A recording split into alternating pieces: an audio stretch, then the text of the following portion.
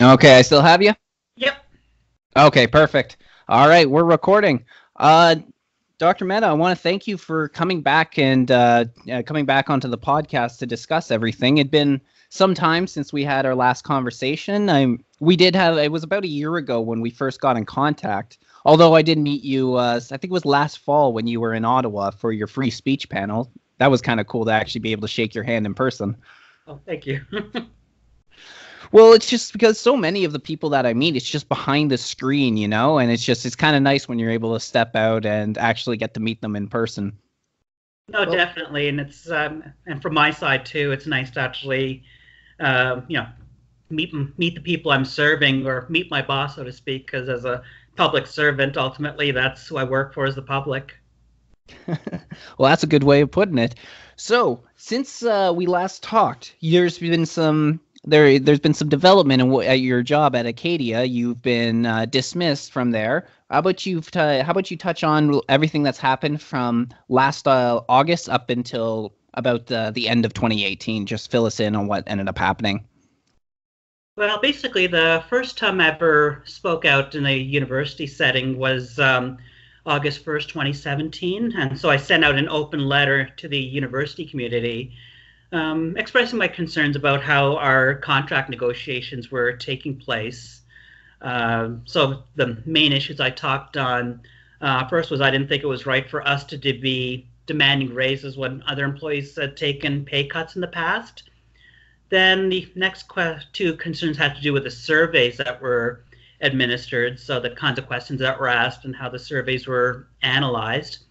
And then my last was that at our union meetings, if you expressed all different ideas, so I'd express why don't we do a blind hiring process instead of this equity-based hiring process where we look at people's race and sex and all that kind of thing. And the meeting just continues as if I hadn't even spoken. So I sent that as an open letter on August 1st, 2017. Yeah, so then in terms of that semester then between August and I guess November 2017 was primarily me going against the union during contract negotiations. Then I became enemies with the administration after our contract was settled because I dared to post on Facebook, telling people, does this count as scholarship? And what I was referring to as a thesis written in the School of Education that was about this guy's coming out experience as told through interpretive dance. The technique is called autoethnography, and basically it's just like an extended diary entry. And so there was no attempt to even, say, well, how this experience could relate to other people who are gay, because maybe there could have been some merit on that front, but it was just purely all about him. And it won an award, so believe it or not, because the focus was on the dancing, and it wasn't just an add-on. And so I just, yeah, so in that Facebook, I said, just look at that and tell me how this in any way reflects well on the Faculty of Arts or the School of Education. And so I was asked to take that post down because I could be seen as ridiculing the guy's coming out experience and therefore be in violation of the university's harassment and discrimination policy. So I just said, well, change the policy then. It's not me that's at fault here. You just have a bad policy. And that's so I started making enemies there. I expressed a concern then about the decolonization at the beginning of January. And then a few days later, it was in the newspapers across the country that I tweeted out to our opposition leaders my concern about him removing a senator from his caucus merely because she had posted letters on her website. And And so that on that was day, yeah, that was when you and I first started talking. Was when the Lin Bayak situation. Yeah, I remember that. yeah, exactly. And yeah, so there, yeah, I mean, there I got that vibe immediately then that the fix was in, I was going to be let go. It's just a matter of how and under what pretext. And so then from there, it was, trying to fight a multi headed beast because there was attacks coming from all sides. So now we can just fast forward then to basically what happened was there was two investigations done on me, one by Wayne McKay, so this supposedly independent investigation done by an outside, lawyer, and another one that was done internally through our collective agreement through the dean. So there was, the McKay report by the lawyer, and then the internal report was his name was Jeff Hooper, so the Hooper report. So there were two reports there, but there was nothing actually in those reports that would be of much, that they could get to stick or anything like that. There was nothing there that was actually incriminating. So the way they end up getting rid of me is that the union then signed a confidentiality agreement with the administration where it waived some of the rights that I have as a tenured and unionized professor. And so then that gave the administration a pretext then that they could use to say, oh, well, we followed procedure now to get rid of him. So the letter was written on May 3rd. You can see that on the CBC because that was posted by Maren Prentice, this 8-page letter. And so we had a meeting, we went through it, and there was very little actually there.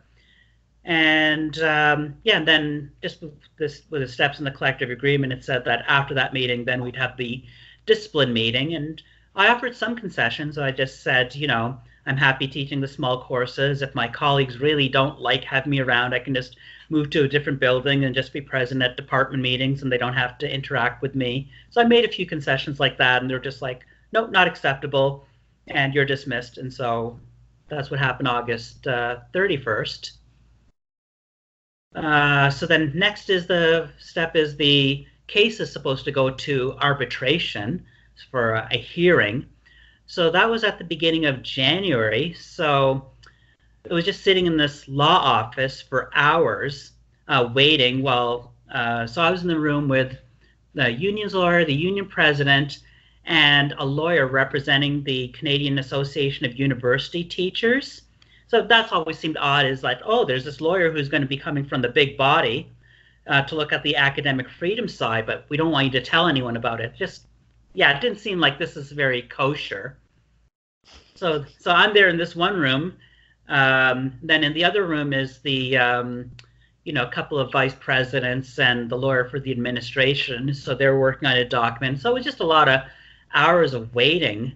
And, bit frustrating because if you think how much it's costing. So here's a tidbit. So a previous lawyer who I had hired had told me that the union's lawyer actually gets $600 an hour. So if you think how many hours he's worked on this case, imagine that alone, and that's coming from the membership's money. Then of course there's the administration's lawyers, and then how much, God knows how much they would have charged, McKay would have charged for doing his report. So I think they've spent a lot of money trying to get rid of me. Boy, I am in the wrong line of work. I should have become a lawyer. Associate lawyers, ones who start off, it's $200 an hour. But you have to think, though, when you're starting out, you're paying for your assistants, you're paying for your building, rent, and things like that. So don't think at the beginning you're making a whole lot. But once you get to partner, if you can get to that stage. And so here, especially if you're in the public service, because that's more than what I think most would make in the private industry. I would say so. I mean, a lot of times when people work in the public sector, they don't have to do as much work, but they make a lot more money than in the private sector. Yeah, and so to think that we're just sitting around there waiting for the other side to come up with some kind of a document, and then when they finally brought it, basically the gist of it is that instead of arguing against the McKay report and saying this is junk, that should not have been used as a basis for dismissal, instead it was going to be that the report was going to be entered as fact. I would then be arguing against it, so basically trying to prove my innocence against this lawyer who thinks I abuse my academic freedom privileges. And I'd be doing that now without any of my own legal representation. It would be just the union's representation.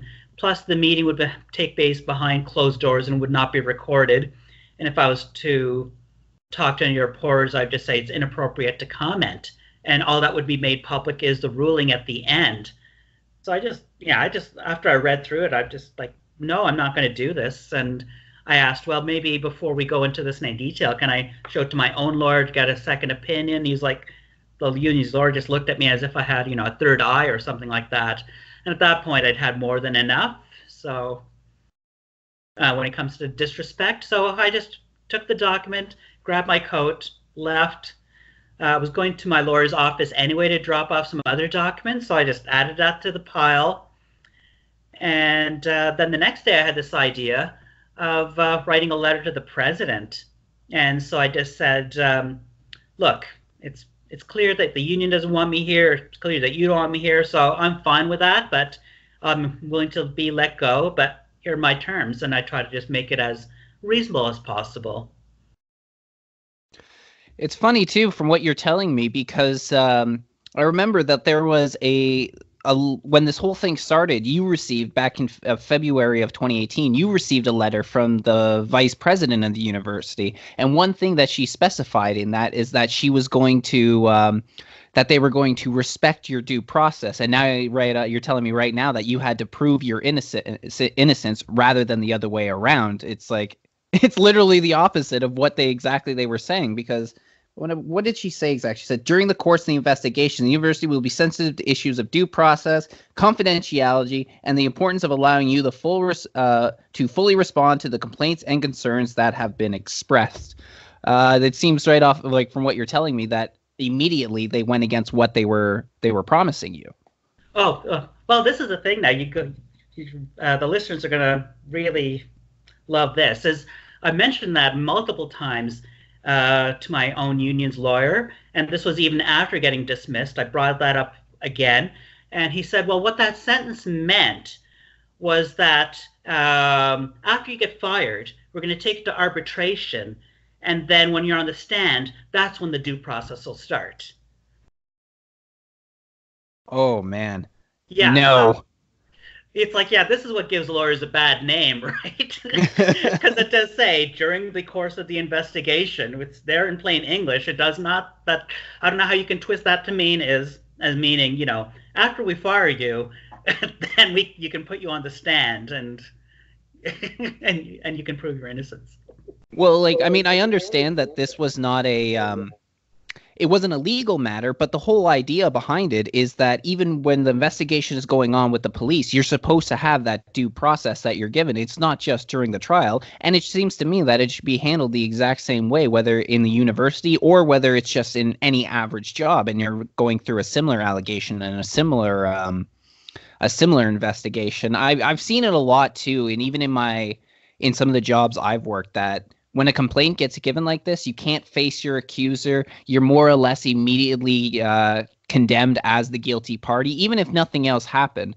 It's just, in a university setting, that's very different, especially when you're talking about being tenured, because it's supposed to be that extra safety net for professors. And the whole point of it is just so that way you can expand the minds of the young individuals. I think back to when I was at that free speech panel that you were a part of. One of the other people there, Henry Beisel, he ended up saying that one of his students came up to him, and she ended up saying to him, it's like, I think he says, you make me nervous with what you're talking about. And his response to her was, I'm supposed to make you nervous.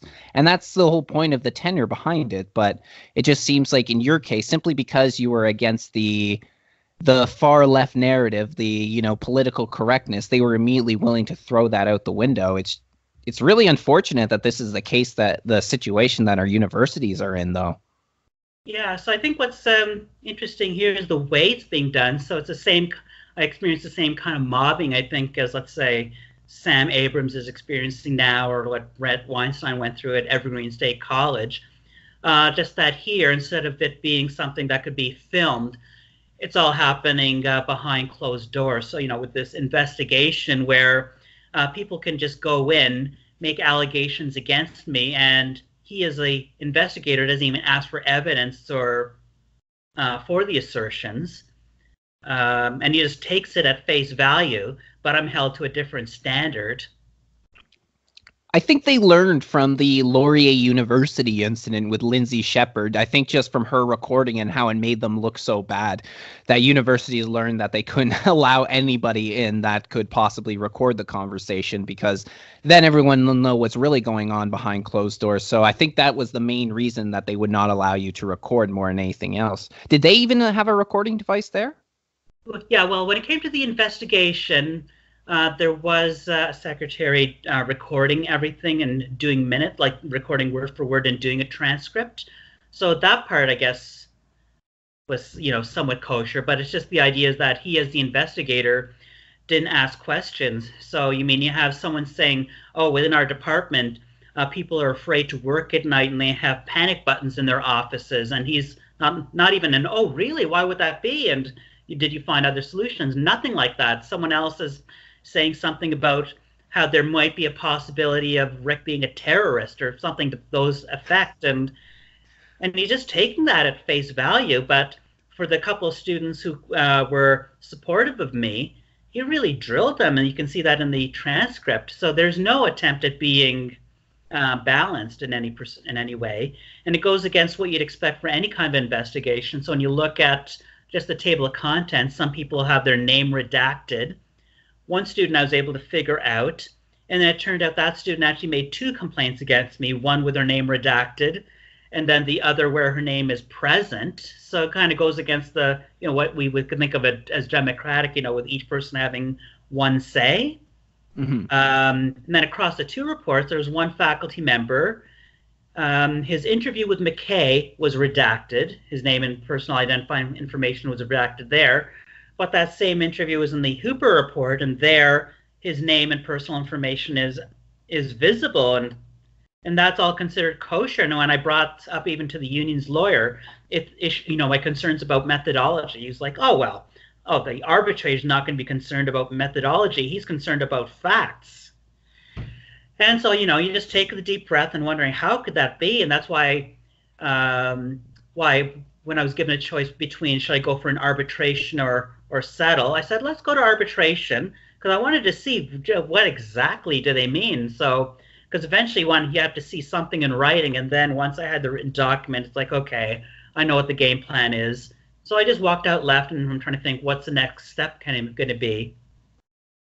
So if this did go to arbitration, it is going to arbitration, but let's just say for an argument that arbitration went extremely well for you and it more or less blew out the university's argument against you. Could you possibly be reinstated as a tenured professor once again, or what would be the outcome of that? Oh, well, even if it did go through the arbitration, if I went that route and I was able to somehow prove my innocence there, then I still wouldn't be able to get back into the university, because there's already been one precedent from a professor at Lakehead University. He had, I think, spoken out, had some run-ins with the women and gender studies folks there. And so at the end of his arbitration hearing, what they just determined was it's true that he was let go without cause. However, the relationship between him, the employer, was so poisoned that he wouldn't be able to work there anymore. So they just said, you're entitled, based on your work experience, to 2 years of pay. Oh, the case took 2 years, so see ya. So you're damned if you do, you're damned if you don't, pretty much, eh? Yeah. But even if you were given, let's just say that you were given that option, would you even return with everything that you faced there from the students, from the other colleagues there, the way they treated you? Because it doesn't sound like they were treating you too well. No, well, when every single member of your department suddenly describes you as this horrible person, and without any evidence or anything like that, it's hard to want to go back into that workplace. I mean, I would do it for the teaching, but it doesn't make for the best work environment, and just knowing that, the people you're working with dislike you that much, and that they might try something else in the future. It's a toxic environment, I think. Yeah, that sounds definitely. Like what the definition is. Yeah. It's unfortunate that it's come to this. But you, at the beginning there, when you were talking about the McKay report, you kind of sounded like you weren't too impressed with Wayne McKay as the investigator. Did he not conduct himself in an ethical and an unbiased way, or was it clear from the beginning that he was there to pretty much put you out of a job? Well, I mean, if you just look at his record, so I mean, even before the investigation, before I met with him, if you just do like an online search and see the kind of things he's been up to. I mean, there was the Dalhousie dentistry scandal. where, yeah, if you look at the news, there was a lot of concerns about how most people would not have think that he had handled that well. Um, what else? Then he was involved in Nova Scotia with some anti-bullying legislation. That legislation had been overturned because it was way too heavy-handed and didn't have for due process for anyone who would have been accused under that anti-bullying legislation. More recently, there's the revisions to our drinking, our laws when it comes to drinking and driving, where again, is there going to be due process? If you can get, pulled over or charged, days after the fact. There's some. I haven't looked at that in detail, but yeah, there's definitely concerns there, even at the outset. And then, and it doesn't inspire confidence when the union's lawyer meets with you and tells you, oh, well, so basically what happened was in June, what the union wanted me to do was just allow the administration to just fire me in the summertime because that would make it easier for them to find an arbitrator for me over the summer than during term. So I didn't get the argument. So I talked to a friend and he said, no, that's just complete nonsense because they said, basically that between that and the other thing he said is, if you talk about your case, we won't take your case to arbitration. That was the other thing I was threatened with in June. And so my friend had said, no, that's not how labor law works. And so I emailed the lawyer back and said, I wanted to have all of my rights that I have under my collective agreement to be followed. But what was interesting about that in that meeting in June is he was just readily just blatant about conflict of interest. So just saying, oh, yeah, well, I know Wayne McKay well. He worked in my firm a long time ago. At another meeting, he was bragging about how he had provided McKay with legal advice when McKay was president of Mount Allison. That just sounds like a conflict of interest to me since he's involved in your case and McKay's the one investigating. Yeah, but this is all completely okay in the eyes of labor law. So before I got dismissed, I put in a complaint to the labor board. So this is saying that my union wasn't following the law where it says which is called duty of fair representation. And so it just said that unions have full carriage over the case and that when they make decisions, and this is, I guess, the key point here, is that when they make decisions for the members, they don't have to look at just the members' interest, but what they think is in the best interest of the membership as a whole. So there you have it. And so they can just say, oh, well, this is what we thought was in the best interest of the membership. And so therefore, it doesn't matter what happens to you pretty much, reading between the lines.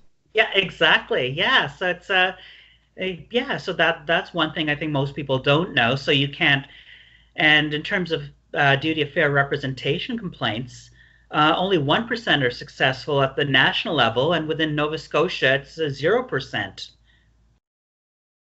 Oh, wow. Yeah, so you can't do much against your union. And because of a court ruling, so Weber versus Ontario Hydro, I think it was 92 or 1995. So that's at the Supreme Court.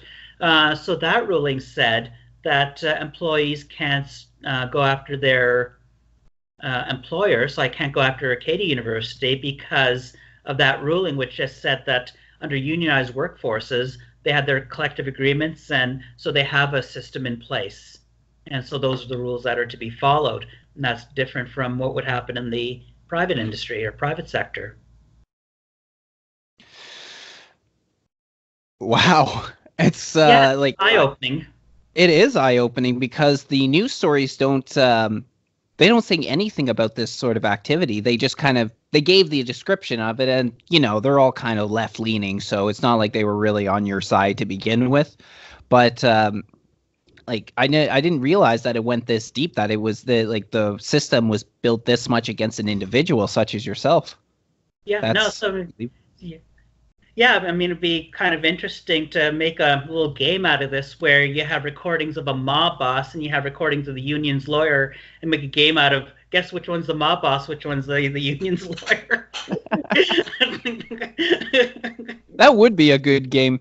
Because I've heard a couple of scary stories when it comes to unions, just the way that they behave, whether that's more or less forcing their union members to vote in a way that they want. But even it's gone to so extremes that somebody that I used to work with, he was telling me that when he was involved with a union one time, that I don't remember what happened, but he got into a huge argument with the head of the union.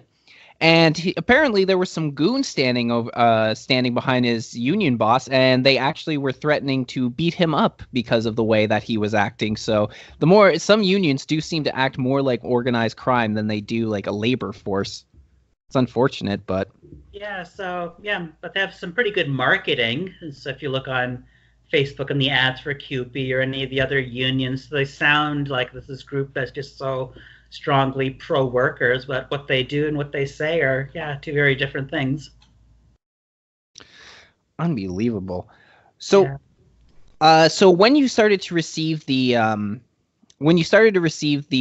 notice that you were going to arbitration and you got all the rules that was set down, you mentioned that you were not happy with what you ended up seeing on there. Now, I know there were a few things that I read that I was unhappy with too. Like I wouldn't be happy if that was me. But I was curious in particular, what was it that was bugging you the most that you were talking about this arbitration is unacceptable?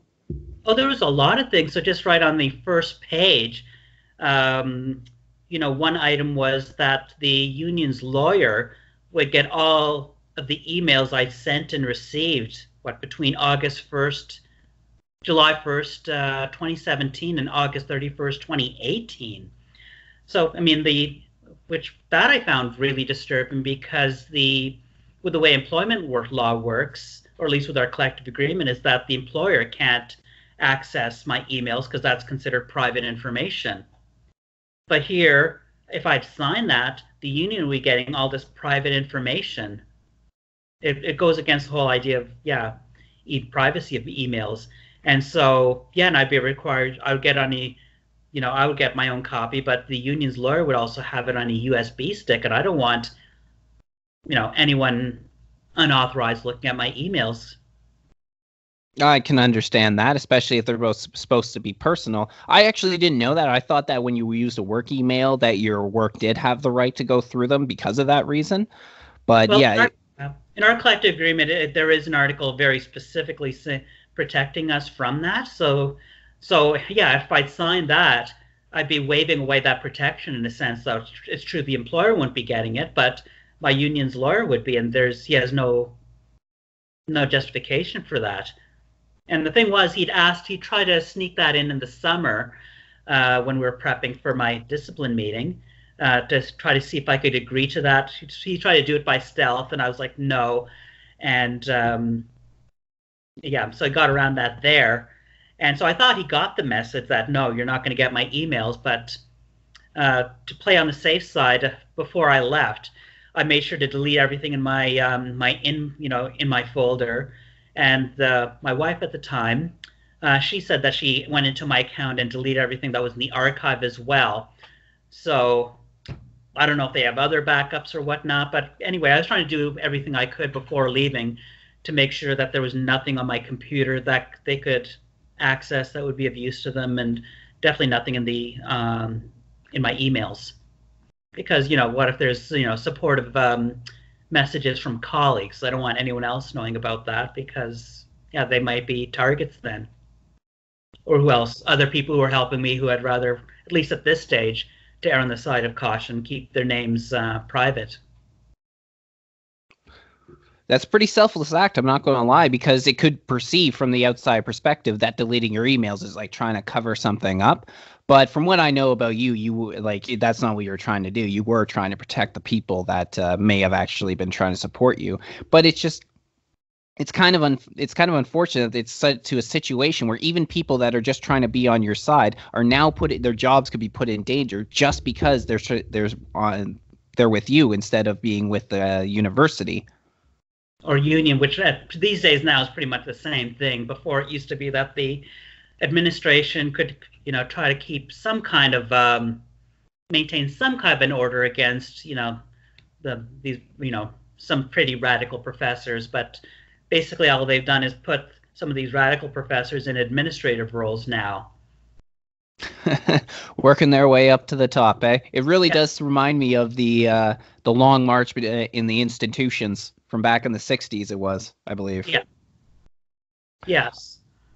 So Um. Oh, go ahead. yeah, so basically, yeah, so I think there's lots of reasons to not sign that document, and if it somehow does go to an arbitration, I'm still, the plan was that I wanted to be able to have updates on my YouTube channel. That would still be going through if regardless of what anyone says, and if they want to charge me with contempt or something, that's fine because that whole process is contemptuous as far as I'm concerned. I was not going to participate in something like that. Yeah, and it was a unions lawyer who thought, oh yeah, we should try to keep it closed door because with the poor students, this will be the first time in a hearing, and we don't want to put them into too much pressure. And if that's the person who's supposed to be defending me, as opposed to thinking, these people cost you your job, we should really put their feet to the fire, which is what I expect, a lawyer to do for me if they're supposed to be working on my behalf in any meaningful way. Just what you were saying there, it kind of drives me nuts, like this whole idea that the students need to be protected because all these students are adults. They're not like little children in elementary school or even high school where you're still technically underage, but these are adults who came to at least supposed to have their ideas challenged, have an open mind, and are learned to be taught critically, especially in the field that you're doing, especially because we're talking about psychology. I mean, right now I'm just more going into the engineering sector, so that really doesn't apply to me. But I even saw this a lot in the colleges as well, like this idea that students need to be protected when these are adults who should be able to fend for themselves by now, whether they're 18 or they're 30 or 40. You're at the point where you can't hide behind the idea of being offended, although it still happens to this day, unfortunately. Well, what they've done in psychology, because I remember when I was covering the course on developmental psychology, human development, and so there they had a section where they talked about what they call emerging adulthood. So for that age, so yeah, you're not. So it's like an adolescence part B. So you have your the years when you're a baby, etc. You work your way to your teens where you're an adolescent, but now you have the emerging adulthood and then adulthood. So it's just We've literally done a 180 from about 100 years ago when you almost had no childhood. Your childhood ended at about 7 or 8, and now we want to extend it as long as possible. yeah. So it's quite the opposite. So when I taught the class, I said I refuse to cover that because that's just ideological. It doesn't even make any sense. The ones that do make sense is young adulthood, middle adulthood, and old adulthood, and maybe old for the seniors. So that's a scheme I'll follow. But I'm not going to use this term emerging adulthood. I'm going to refuse to cover it. And that's that. And actually, the other thing too, I meant to actually bring this up off the start, but it slipped my mind. But you contributed a lot in your 15 years there. You were a trailblazer in the psychological department, weren't you?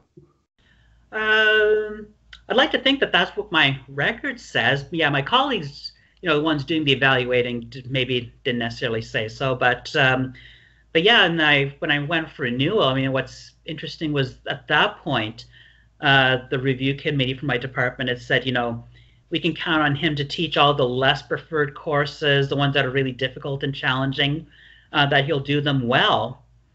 And yeah, so what I was hired to teach originally was the physiological psychology. Enrollment in that course increased once I started teaching it. That allowed then for another colleague to be hired. Then her and a couple of others decided to form the neuroscience option. So in my view, the way I see it is that they took a lot of credit for work that I'd set the stage for.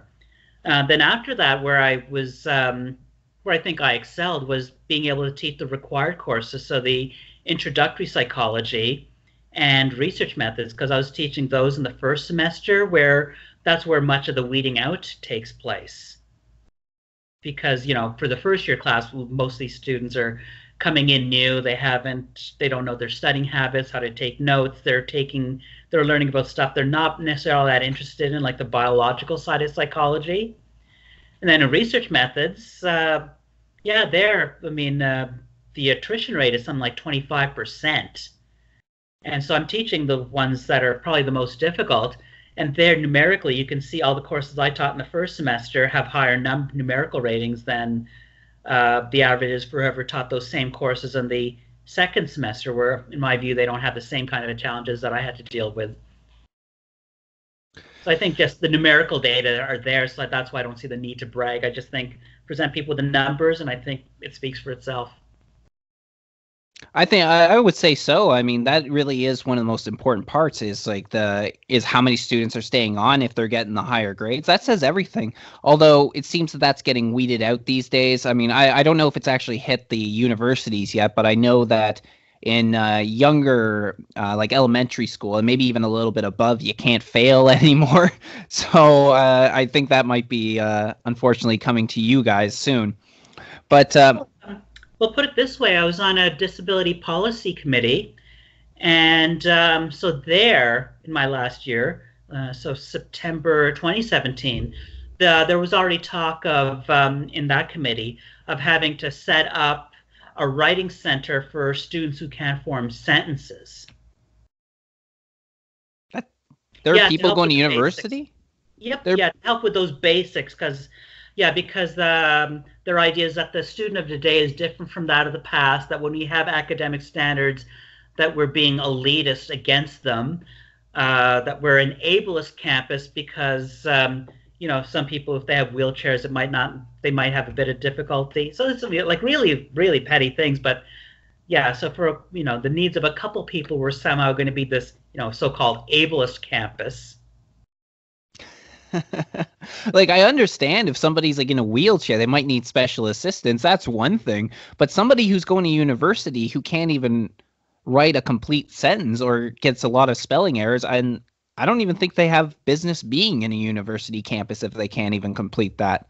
Would this be for like new arrivals, like immigrants to Canada, or would this be for the average Canadian student out there?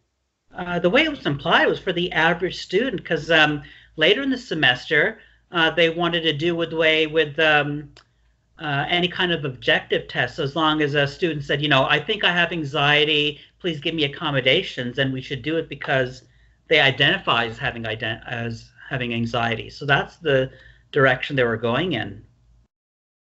Well, that's just ripe for abuse. I mean, I could do that too, and you can't like I've seen a little bit of that as well, even in the colleges where it's like they'll get put into a private room. But it seems to me like that could give you more of an opportunity even to cheat on your tests or something like that. That it's just unnecessary. Besides, in the real world, you don't really get those accommodations for the most part. Maybe a little bit, again, if you have like a disability, but most of the time you gotta take your punches. You need to be able to work under pressure, and that's not really teaching the students to do that. No, it's quite the opposite. So yeah, I mean, I did my best to argue against that, but that's the sentiment on campus, at least for the vocal ones, because anyone else who dares to speak out, they know that they'll be called names and harassed and whatnot. It's just everything you're telling me. It just I keep coming back to this. There was a line by the comedian George Carlin, who's my favorite comedian. He was talking about how kids these days, growing up in the past, you knew where you stood. If you were a loser, you knew you're a loser. He's like, kids these days don't know they're a loser until the day their boss walks in their office and says, "Pack up your stuff and get the hell out. You're a goddamn loser." It's kind of the point that we're at right now. And I would say that that's one of the reasons I really didn't want to go to university, because I was hearing a lot of what was going on. And I mean, colleges are getting like that too, but I thought maybe it was a better situation than the universities. I also feel like I would have gotten stuck in the university with a degree that wouldn't necessarily be useful to me, because since they're pushing the gender studies these days. Well, it used to be that the university was for just a small group of people, usually the best and the brightest. And so it was, sort of very small group of people. But now they've, expanded and they want to make it open to everyone. And now you're doing it in a context when, birth rates are lower.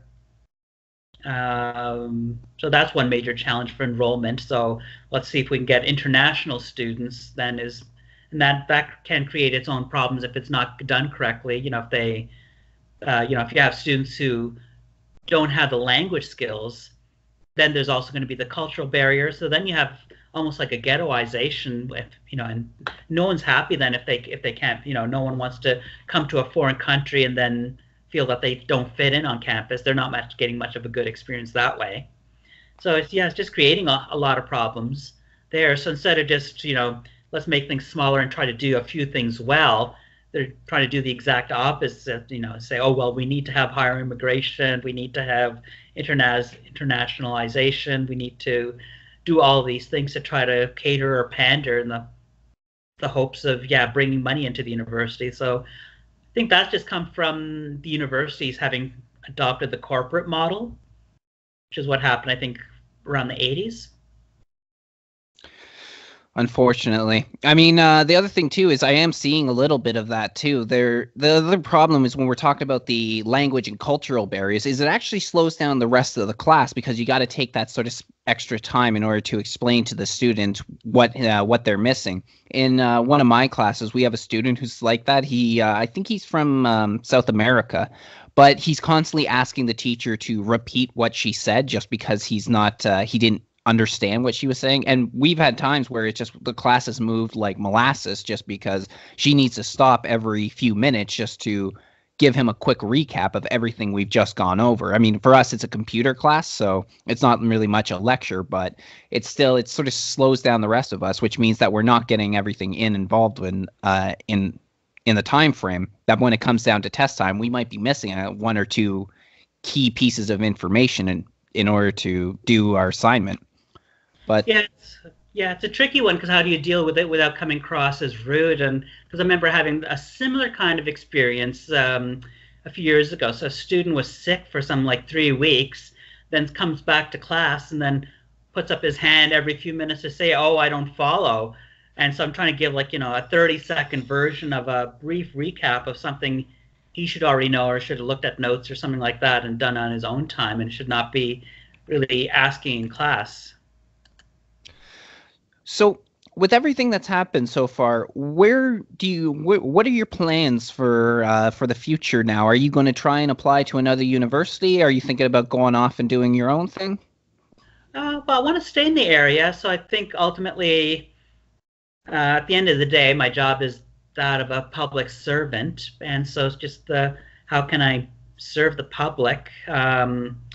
So I think with the skill set that I have, the nice thing, what seemed like a strength I had was being able to make a large class accessible to students. That was what they generally liked, and I'd get students. Often what their compliment would be is that I might be in a large class, but I feel as if he's delivering his class just for me. So that ability to connect with people. So when you look, when I think of the demographics that are the greatest risk of falling through the cracks, that seems to be the young adults, so the ones who are between late adolescence, like let's say 16 to early 20s, and then seniors. So the ones who are in the younger group, as long as I have that ability to be able to relate to them, I'm hoping that I can work with them and try to find other ways so they can find their strengths and hopefully then not get swayed into the lifestyle of drugs and things like that, so that there are better alternatives. So I think rather than, talking down to them, if you can, provide guidance, give them direction to go in, while of course still allowing them to make their own mistakes, because that's the only way you truly do learn in life, but at least point in the right direction, then hopefully I can make a difference there. And with seniors, of course, too, because I think that's a demographic where I just remember when I was in high school and volunteering, and most of the other volunteers didn't last very long. It's not really, you're seeing people at their end of life, often under uncomfortable situations, when they're trying to die with dignity. And so that takes a special skill set, knowing that you're going into this setting where within a couple of weeks, it's guaranteed that person you're working with is not going to be there anymore, but you're just trying to make the best of their last moments on earth. So I think that's where my skill set, I think, lies and where I can do the most good. If it is somehow possible, I'd love to be able to come up with an affordable alternative to the public school system, So I have an idea of what I want to do. The idea is the challenge is getting other people on board, having the right kind of employees. Hopefully parents would be okay with what I'm offering for their children.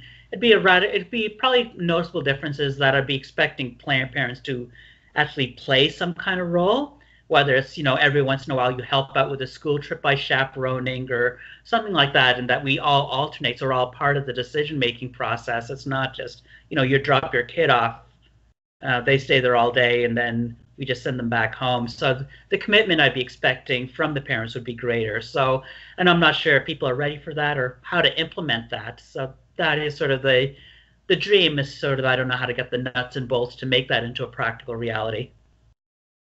It sounds like you're talking a lot about tutoring right now, tutoring students in the subject. Well, I'm not sure in what manner. Yeah, just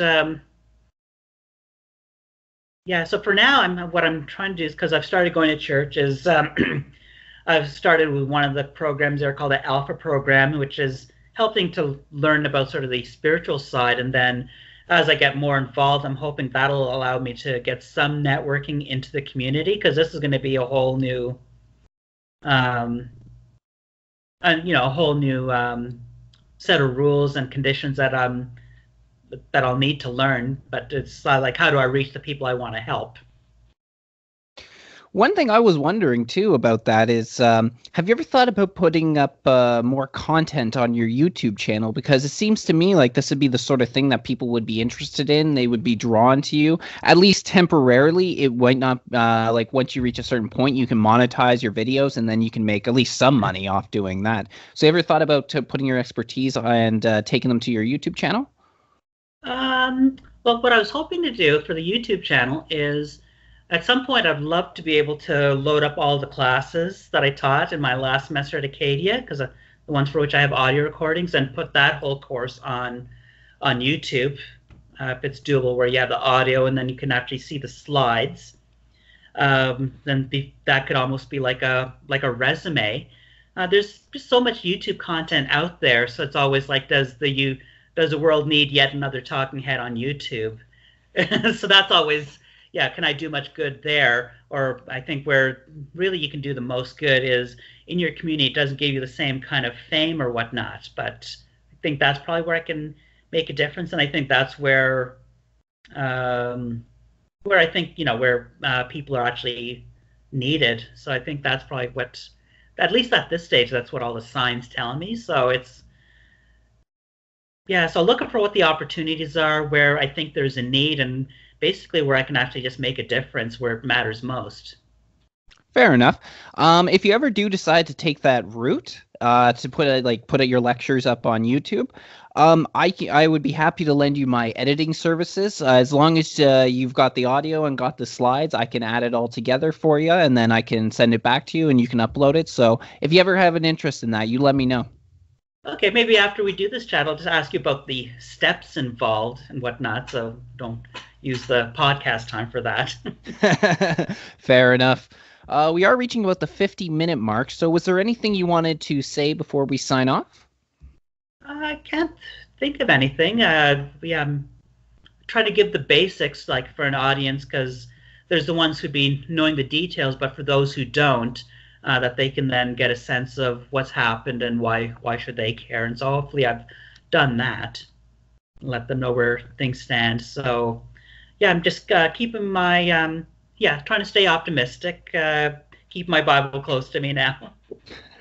Absolutely. Well, I think you definitely did the right thing, that after you were fired, you at least started making the rounds on the alternative media. I think I saw you, was it Freebird Media you were on to talk? Yeah, so at the beginning, what had happened was, before I got dismissed, I put in my duty of fair representation complaint. And so I knew what would happen would depend on my union wanting to take my case to arbitration. And I knew that they would, for the most part, want me to stay silent. So it was a bit of a balancing act on, like, I'm going to do some interviews, but I'm going to try to see what I can do to not cross any lines so they can't justify saying we're not taking your case to arbitration. So it was a bit of a balancing act there, back when there were some interviews. But I did the best I could to make sure I got my side out to anyone who did want to talk to me. So yeah, so I did talk to Freebird Media back then. I'm trying to think. Yeah, Rebel Media, of course, did. Yeah, so there I did with Ezra Levant. Those are, I think. And then there was a radio show like Ryan Jesperson. So there's a few. Yeah. So a couple mainstream, but mostly. Yeah, I guess there was a mix. Yeah, because there's of course Anthony Fury with he's with True North. Didn't you also speak to Gad Sad? Oh yeah, then there was the academic interview. So yeah, Gad Sad has interviewed me twice. Janice Fiamengo, of course, I'd be remiss if I didn't talk about her. So she did like a Fiamengo file, and then Dr. Oren Amate. He talked about being radio shows, and he's been a supporter, and other members of the Society for Academic Freedom of Scholarship have been supporters. Then I'm trying to think. They're just a lot of academic voices of dissent. So apologize to those whose names aren't coming to mind. But yeah, I should maybe compile a list. But then it almost becomes like credits of the movie. Yeah, that's true. But yeah, no, I definitely am grateful for the support I've gotten from academics outside my institution. I bet, yeah. It's good to have, when you're going through something like that, it's good to have that moral support, that you know that there are people out there watching your back for sure. Yeah, no, definitely. Well, I want to thank you for coming on, Dr. Mehta. It was been another great conversation. I always enjoy having you on. It's been a long time, so I'm glad that we had this opportunity. Yeah, you're always welcome on my channel whenever you want. If everyone just want to come on, talk about some of the issues of the day, you're always welcome. Okay, no, I'll keep that in mind. But yeah, as long as the listeners want to hear me. Well, the first interview that we did together did very well. The free speech panel that I recorded, that one did well too. So you seem to be doing pretty well so far. So I have no reason this won't be any different. Okay, wonderful. That's encouraging to hear. All right, I'm just going to shut off our recording, then we can have an off-air conversation. Yeah, sounds good. Thanks. All right, thank you for coming on again. Thank you for having me.